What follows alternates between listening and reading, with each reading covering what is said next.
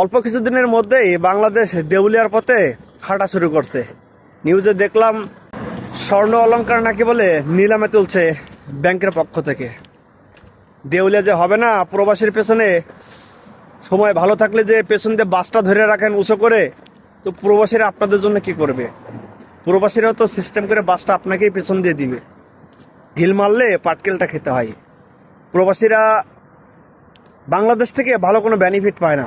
কিছুদিন আগেও একজন প্রবাসী মারা গেছিল, আমাদের মতন অন্যান্য প্রবাসীদের পক্ষ থেকে টাকা তুলে এরপরে তার লাশটা দেশে পাঠাইতে হয়েছিল।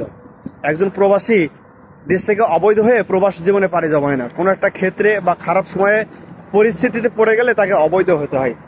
যে একটা প্রবাসী যখন মারা যায় তার লাশটাও লাঞ্ছনায় রূপান্তরিত হয় দেশে পাঠাতে গেলে।